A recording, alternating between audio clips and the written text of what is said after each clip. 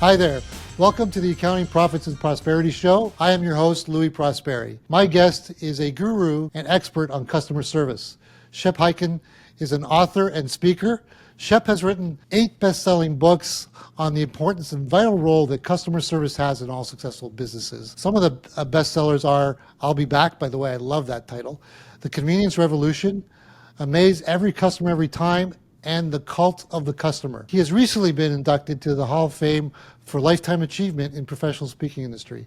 Shep, welcome to the program. Thank you very much. And I guess recently been inducted. It was 2008, so I guess it's somewhat recent. Well, we're going to keep it recent.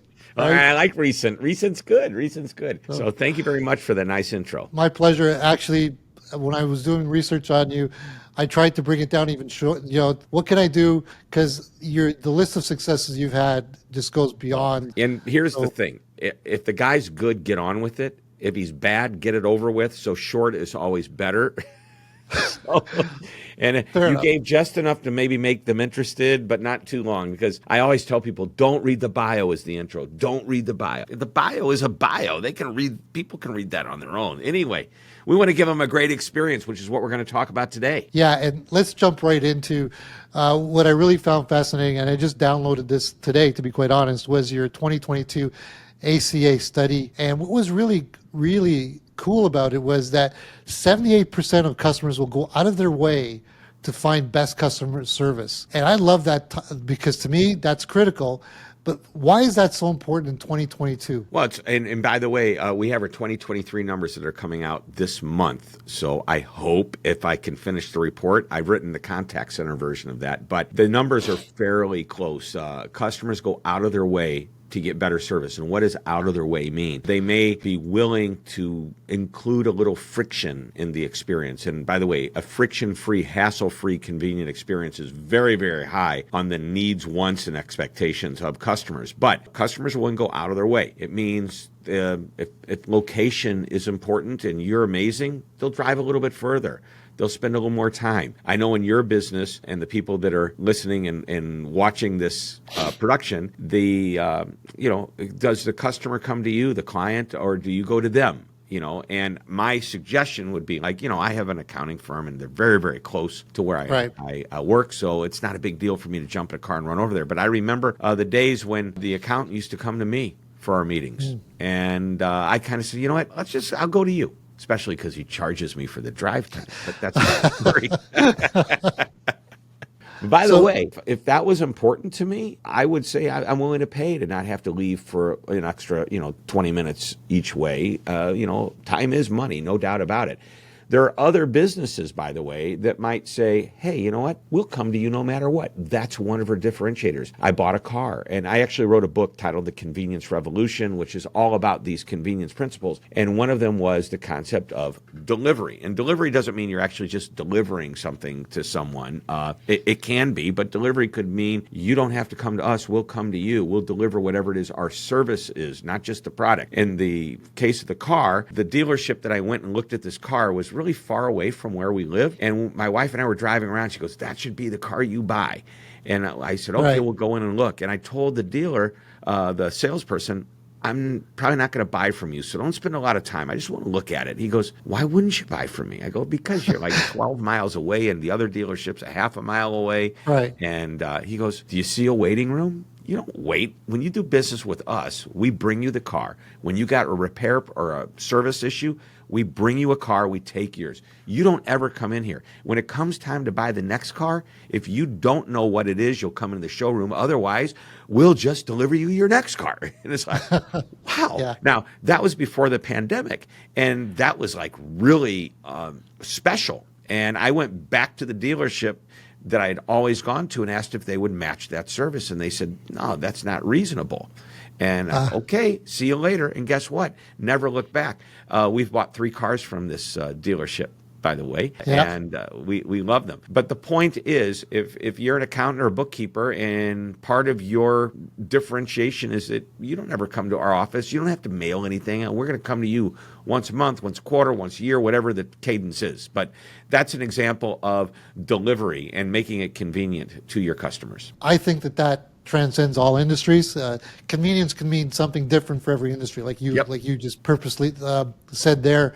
Particularly with convenience for professionals, some of the things that are convenient is being able to get access to their information or questions answered quickly, or being able to send things without having to go there. I think it's the reverse. What we have is customers don't want to come. Right? If they can send everything by email or whatever, they prefer that. So convenience is a big thing, and you're absolutely right. It depends on the industry and the customer. I want to give you a great example of what you just talked about. You know, my accountant, you know, we're right now we're in the middle of tax time. You know, we're prepping for the big payment we have to make for our current and our I guess our estimates. I remember the old way of doing it.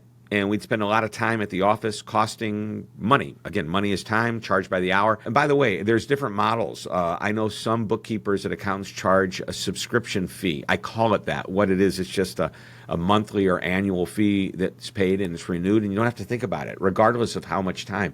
Our estate planning lawyer, that's the way he works. He goes, look, this is the fee for the next 5 years. This is it. Pay it one time. Here's what you're going to get. Anytime you have a question, a change, something happens, you've got 5 years. Use us and abuse us, okay? And of course nobody does abuse, but that's the whole point, and you don't think about it. That is a convenient experience. My accountant now sends us a packet with a questionnaire, and if I fill this questionnaire out properly, my tax bill is cut in half. Not my tax bill to the IRS. My tax prep bill. No, I got it. Okay, good. Not what you owe in taxes. That everybody would fill more, and we reduce your taxes more. No, You're absolutely right. I mean, the convenience part, and that's a great example, by the way, for the tax side, is a lot of accountants and bookkeepers preparing taxes tend to send those out. The better you are at filling out or making sure that it's accurate, it's a mutual benefit. You also probably get less questions from the accountant because he has all the information. My meeting, when I show up, is now under an hour. We go through the pages, make sure they're properly filled out. I give them all the documentation. If we are missing something, he tells us what we need. We get it to them within a day. Done. I receive my returns to look at, and I get a bill a month later, and it's perfect. And I know that we can go with the annual program, but you know what? I don't use an accountant the way a lot of companies do. I just don't need to. So, and I don't use bookkeeping service the way a lot of companies do. But that's an easy way of doing it. You know, a monthly fee, a quarterly fee, an annual fee. You know, all you can eat for these fees. You know, that kind of thing. I think you're creating ease, convenience, and you're also creating peace of mind because people can budget for that. And no surprises. That, by the way, is part of customer experience. You create the experience that makes your customers say, I like the process, I want to keep doing business with them. Well, to be quite honest, you hit all the things that I always promote on value-based pricing, menu-based pricing, fixed fee, and now the subscription model. There's a slew of new models out there for the professional bookkeeper and accountant that no longer tracks time or bills by the hour, which is, you know, hopefully more and more people get into it. What I really like about what you talk about is customer experience. My question to you is the old days, you know, customer experience was always face-to-face or picking up the phone. Do you think the automation and AI has diminished that experience, or has it enhanced it, or both? The correct answer is C, both. And here's why. Depending upon the generation that you're talking to, are you talking to a boomer who's older? You probably may or may not be talking to a Gen Z, but probably a millennial or Gen X. You know, people, if you start to look at, you know, what is it that they want, they communicate differently. Their tolerances are different. So let's talk about AI, and especially the new thing, which is so hot right now, is the Chat GPT, which allows people to go and get information and talk to the computer like they're a human. So I could ask a question, and it can come back with an answer, and I could say, I don't understand. Would you please explain this to me like I'm a sixth grader? And all of a sudden, I get a new answer. Same exact content, just given to me in a different perspective. You can even go so far as to say, now explain this to me as if I'm a high-powered executive that understands all of the, you know, high-level accounting principles. And it's going to give me a much different answer. So it's really cool what happens. Now, here's my thinking about automation. Today, and I'm going to give you the exact number because we have our specific reports. By the way, we at the beginning, we talked about 78% of people go out of their way. It's still about the same at 76%. Now, interestingly enough, price and I know we're going to probably get into this, it's a little bit more sensitive today, and I'll tell you why. People are expecting that they're willing to pay for good service. Almost half the people who say, I'm willing to pay more for a better service experience. It used to be almost 3/4 of the people. The reason is because the expectation for service is much higher today than it was before. So what am I looking for right now? I'm looking for automation. So 70% right now of customers are willing to use digital or automated experiences. Now, I'm going to tell you that what that means, to begin with, customers are typically going to a website first to get a phone number or contact information. While they're there, if you can say, what's your question? Or is your question one of these? And you can direct them to an answer that's automated or digital or uses chat GPT type technology. So today, and you're going to start hearing about this, we've all heard about chat GPT. And by the way, the new chat GPT 4, which is 100 times more powerful than GPT 3. I don't know how much people know about this. Is just come out this past week. What it allows you to do, it's like Google on steroids. It's unbelievable.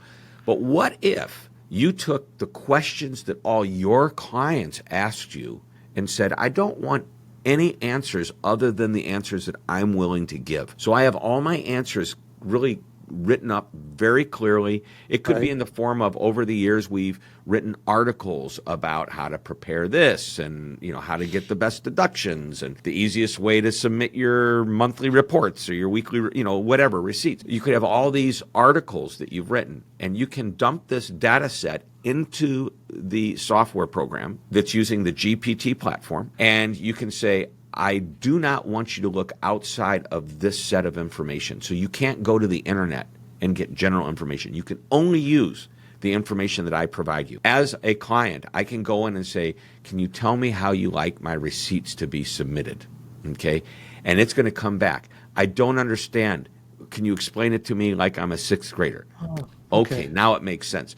Do you see what's just been done? And so what we're trying to do is we're trying to create an easy, quick solution that gives the clients what they want, but always a quick, seamless backup to a human if they need it. So the second part of that is be ready to talk to them when they want to call you. Be available, have somebody there, have a basic, what's your response time? We'll always get back to you within 24 hours or within one business day or maybe within 3 hours, whatever it is you want to do.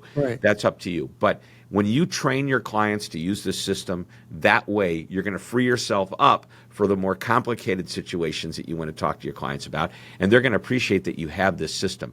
Now, right now, the system, if you set it up like that, is probably a little bit of a differentiation between you and your competitor. Just know that everybody's going this direction. And it is the balance between automation or digital support and human-to-human connections. The best companies are realizing it's not just human, and it's definitely not just automation. Last year in November, Frontier Airlines, known as a low-cost carrier, decides to cut all the human-to-human connection for customer support. Everything's automated. Well, that's great unless you just canceled my flight and I'm trying to get another flight out right now and I got to get there in time for my daughter's wedding. I need to talk to somebody. And the problem is, I think that was a bold move and I applaud them for it. It might be too soon because customers aren't ready to accept that level of 100% automation. So if I understand correctly, automation is, for the most part, accepted in today's world, depending on your age group, more or less. Is that what you're trying to tell me? Yeah. I mean, I can share with you some interesting stats. I mean, let's see if I have. I'll go to my last year's report. Just for example, preferred methods of communication. Okay, the number one method is the telephone. 2 years ago, 67% said the telephone was the most important. Last year, 71% said the telephone was more important than anything. This year, it's even higher. And you would think that number would be going down based on the fact that people are more comfortable with automation. And the reality of it is it's going up. Why? I don't know. But I will tell you the baby boomers are the ones that are driving this number higher. What's number 2? Email. What's number 3? Chat. Online chat. Now, does that mean to a human or to a bot? It doesn't matter as long as it gets me my answer.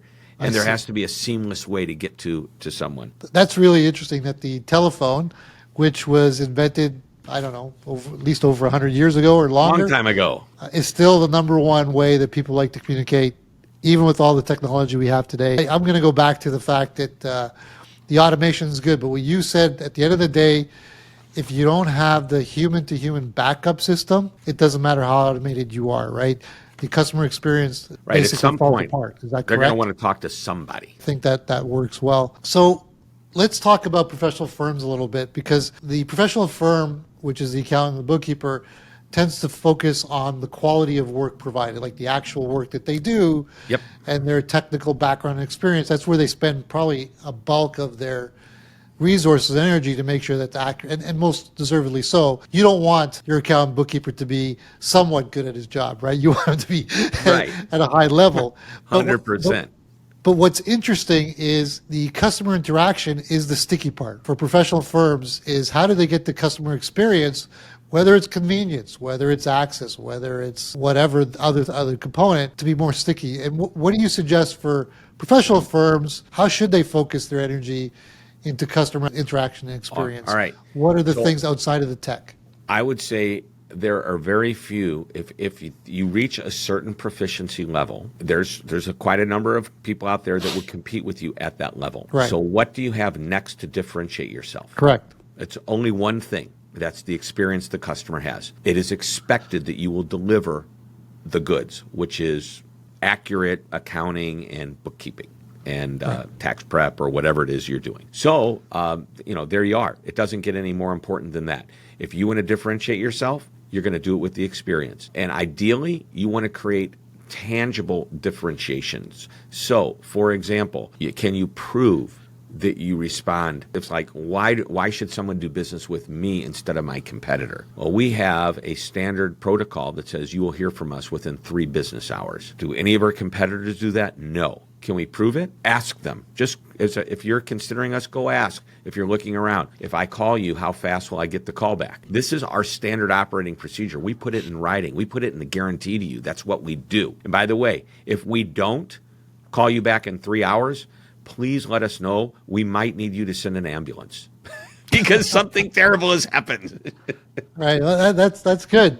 So, I'm just giving you a very basic example. We come to you. You don't ever come to us. Maybe there's a certification that you have that not many other people have. That would be a differentiator. So what are the reasons that people choose to do business with you instead of your competitors? And then when you know what they are, exploit them.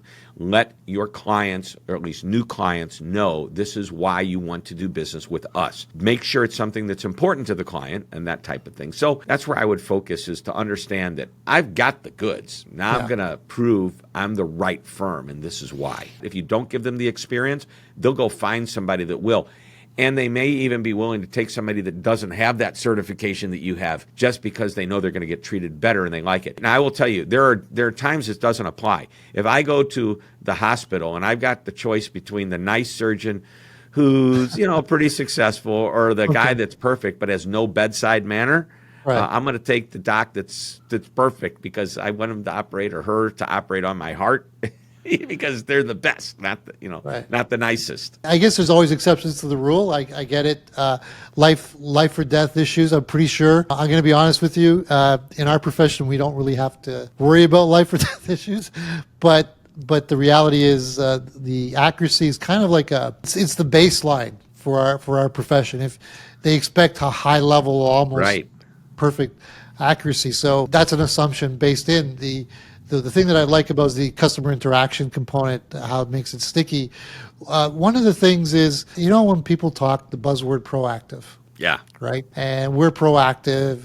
And by the way, it's not a bad theory to be proactive, but in customer experience, what does proactive mean? Like to have a proactive methodology or mindset for the customer experience in your firm, what are the basics that you have to make sure you incorporate into your Sure. your program? Let me just give you a simple example. Let's say that I received that questionnaire from my accountant for my tax prep, and I need to turn it in by a certain date, and they haven't received it yet. Then Proactive would be reaching out to me to say, hey, we're just wondering what's going on, rather than waiting till the date passes. Now I've got my meeting, and the accountant doesn't have what they need to properly prepare. Now I've got to go back, panic, do this work, stay up all night getting what it is they need, as opposed to having done it, over a period of a month or so prior to my meeting. Proactive is an example of that. Proactive, recognizing the bookkeepers, recognizing that, hey, you're doing really, really well. You need to budget a little bit more for your estimated taxes. Let me give you that information before you get hit with the bill. So risk mitigation, number one. And you're using your expertise to get it. Yeah. You're not going outside of that. And you just have a process in place that allows you to, that'll trigger these warnings so that you can reach out to them. Today you can get a copy machine, and when it starts to run low on toner, it sends you an email. Yeah, or true. Even better, it just sends the email to the people that sold you the copy machine, and they say, when do you want us to come out and put your toner in there? No, it's true. So for professionals, the proactive is not necessarily is follow-up. At the end of the day, it's follow-up, making sure that the deadlines are done. If they incorporate that, and let's be honest, there's enough automation in workflow programs that can automatically set that up for you. So that makes perfect sense. And as a user of accounting services, that's one of your big things. If you would definitely like to know if you've had a bumper crop this year and made a lot of money, and they could tell you, well, compared to last year, make sure you have another 20% extra for your tax payable. Right. And That's it's not just useful. the tax payment to cover the difference. It's the tax payment to cover the estimation based on what the IRS requires. I think Perfect. 95% of what it actually is, or 100% of this year. So if you estimate, well, this was a weird year, I'm going to be down, next year back to normal. I would hope that everybody every year does better. That's my goal for everybody listening to this show. I agree. That's one of the reasons why we have you here, Shep, is to make sure that they understand, and from your experience, how you interact with your customers. I think you have it somewhere, and I'm pretty sure you've written much on it, is the fact that price sensitivity goes down. Yep. Based on customer experience. Disney is a perfect example. They're not really price sensitive, right? Not at all. You talk about Disney. There is a point where they know they can't charge too much, but when you look at what they do charge, it's pretty high. I mean, you can go to Six Flags for a lot less money than a Disney theme park, but you don't get the Disney experience, and people want that. It's almost impossible to duplicate.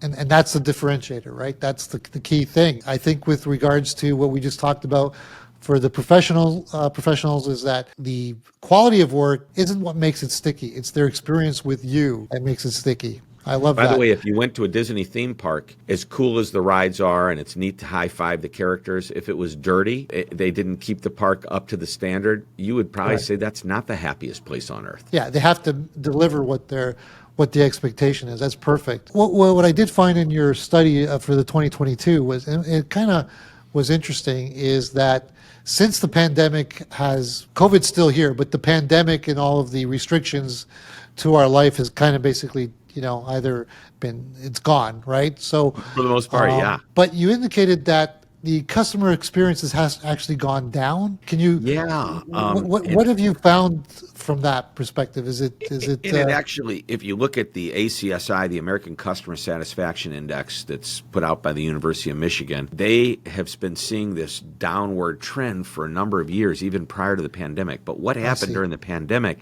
is a number of companies really struggled. They didn't figure out how to be flexible and look at other ways to make things work. Good news is, every year, regardless of the pandemic, people need accounting services. So I don't know how many accountants struggled during the pandemic, but a lot of businesses did.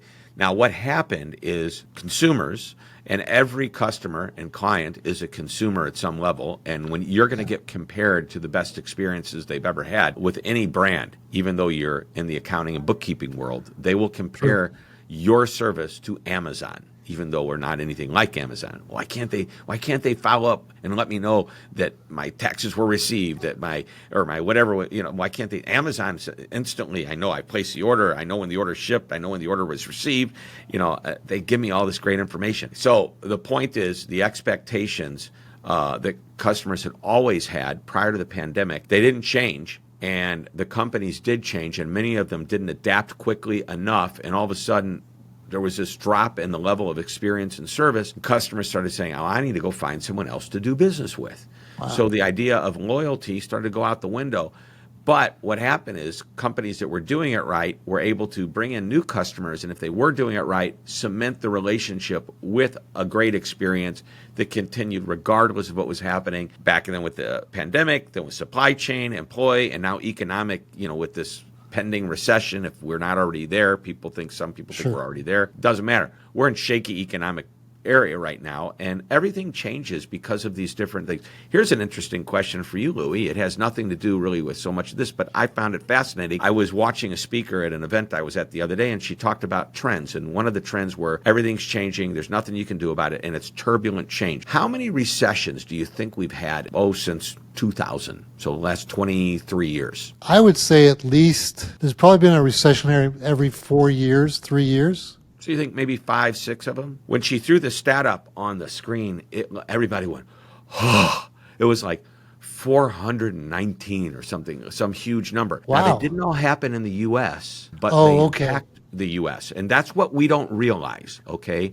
is that a lot of the companies that we as consumers, I know I'm getting away from bookkeeping and accounting, but I think it impacts us. So, for example, right now there's a recession and an employment issue and supply chain issue going on in the Congo, in Africa. Right. What comes out of Congo that we use every single day that we can't live without? Well, raw materials, they're one of the biggest suppliers of raw materials. Exactly. And the particular raw material we're talking about is cobalt, which goes into the cell phone battery, your car battery, your Tesla, or whatever it is. What happens is if they start to have issues and they're forced to raise prices, that impacts the rest of the world. So what does that do? As an accountant, how am I to give my clients the best projections and the best advice with not understanding what's happening worldwide in the economy? Because it's expected you're going to tell me how to properly plan, if that's what I'm using you for, that type of consulting service. Well, 400 is a big number. Shep. It is a big number. It's all backed up by her data and science. But it makes sense, though. We don't,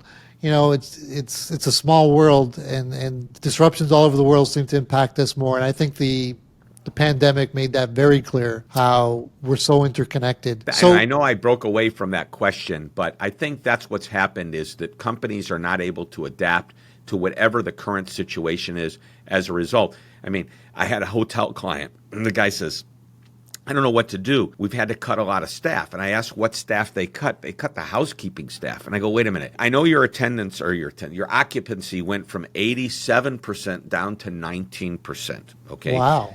That's a big. So here's my question for you. If somebody stays in a room, is it going to be the same quality, cleanliness, and amenities and everything prior to the pandemic as they're currently staying in? This was in the midst of the pandemic. He goes, well, we struggle. We're now doing housekeeping every 3 days. I go, you know what? A dirty room is a dirty room. And if you don't clean my room and I expect a clean room, I'm never coming back, no matter how many times I've been here before. So don't cut in the places that clients, customers, guests, whatever you want to call them, are going to experience. Keep that in mind as you see outside forces like a pandemic impacting your business. You'll have to adapt. A friend of mine had a restaurant, small restaurant, very successful. When the pandemic hit, he did what every other restaurant did. He started having to go, come by, pick it up, or I don't know if he delivered or not. But the business dramatically suffered. And then he got smart. He looked at other businesses that were able to stay open by law. Wait a minute, grocery stores are allowed to stay open, convenience stores. What if I were to sell my pre-cooked food and set it out like I'm a grocery store? And I'll also sell raw ingredients like the rice we use and the flour and the breads and all that. He set up inside his restaurant a mini grocery store, a mini mart, if you will. And because it was now that type of business, it was deemed essential, and he left the doors open. And guess what happened? When people figured out what he was doing, within a very short period of time, his revenue was back up to close to normal. Wow. And while other restaurants are trying to figure out, what are we going to do? Okay, so that's number one.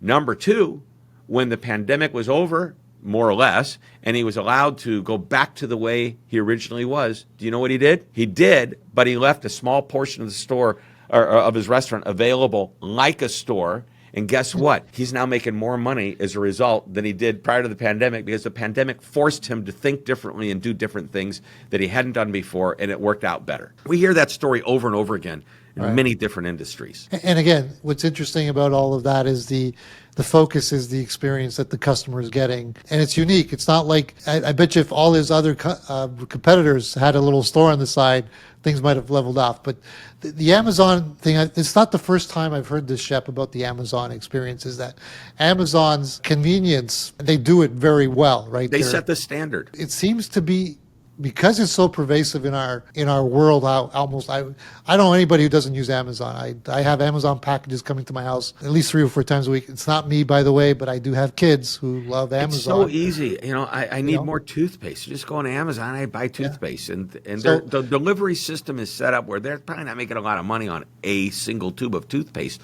but their systems is set up that they're not losing a lot of money either, because when you look at how they've managed what they call the last mile, which is that last part of the delivery, they own that now with their own trucks, or they've helped put people in business with their own system, so they don't have to rely upon UPS, Post Office, FedEx, et cetera, et cetera. So they've done a very good job of controlling that. Not every company can do that, but if you take a look at what Amazon's doing and say, what is it that we love about Amazon? Is there something they're doing that we can do? And you know what it might be? I can tell you what it is. They send me an email when I make the purchase and all that. I know it's coming. I know when it's arrived there. Guess what? I get the same experience when I order pizzas. I get the same experience when I order hot box cookies. I have the little app that tells me my cookie's in the oven. My cookie's out for delivery. My cookie's 3 minutes away. I can't wait to get my cookies. How can we do that? How about this? The tax prep. We've received all your information. The only thing we're waiting on are these items. We've received these items now. Now we're in the prep stage, and within a week you're going to receive this. So we can let people know through an automated process and they feel in control when that happens. Well, I think you hit on one that I really love that part, because the thing that the novel thing that came through our entire discussion for me personally is the reach out to the customer, the proactive component of Amazon, which is, let's be honest, when you do a search and you leave it away, they come back and tell you, hey, the price that you're looking at went down. So it's all about reaching out to the customer and telling them or helping them make decisions ahead of time before they come in to ask. I think if professionals can shift their experience to where they're somewhat predictive, not it doesn't have to be perfect, but predictive with like information to be coming in, any type of things that while we're monitoring your expenses or your revenues, we can tell you that you should do, like you said, increase your payments this year or whatever. I think that's really, really good. So thank you very much, Shep, my pleasure. I think if we start to wrap up, let me just give you a final statement. We kind of covered this. What you want your clients to do is use the word always in front of something positive to describe you. They always get back to me quickly. They always are accurate. They always, whatever. If the word always in front of something that's a basic expectation or something positive, then you are operating at the zone of amazement. The moment they say always with something negative, or sometimes is a bad word. Sometimes means inconsistency. That's the last thing we want from a bookkeeper and accountant. We want, sometimes the books are reconciled. Anal consistency. Is that okay? Anal retentive. Is that? Yeah. It sounds so anal. Sounds like a bad word, but it's not. That means you are just a stickler for the details. And frankly, when you're dealing with my money and my numbers, I need detail. But when you couple that with a process that is customer focused, that has nothing to do with the work you provide, but instead the experience you deliver, you want to operate at that level of amazement. You don't have to be over the top. Just meet the expectation consistently and don't ever let that client down. It sounds, what I would say, common sense. And it's not so common. That's what I'm saying. When people talk about it, but the hardest part is delivering it consistently and implementing it. I think if professionals spent more time on the customer experience component as part of their entire strategy, I think that would be fantastic. Shep, if there's a way for our audience to get a hold of you and tell them what they're doing, where should they go? Just go to hyken.com, Hyken. I mean, you Google me, you'll find that's where you go. But, I also have a great presence on LinkedIn. I post quite a bit. I post videos every week on YouTube. So I'm pretty much every social channel you can imagine, including TikTok, by the way. Yeah. Wow. I don't know why, but it seems like a fun thing to do. 30, 45-second quick little tips or tidbits. It's fun. Anyway, so you can get me everywhere. Hyken.com is the easiest. Well, fantastic. Shep, thanks for being on the show, and thank you for joining us today. I know that I've received a lot of value here, and I'm going to reemphasize Shep's customer service and experience. I mean, honestly, if you don't do that in your firm, you aren't going to optimize or get the highest profitability. And if you like the content today, please subscribe. Until next time, have a great week. Stay healthy and be hydrated. Bye for now.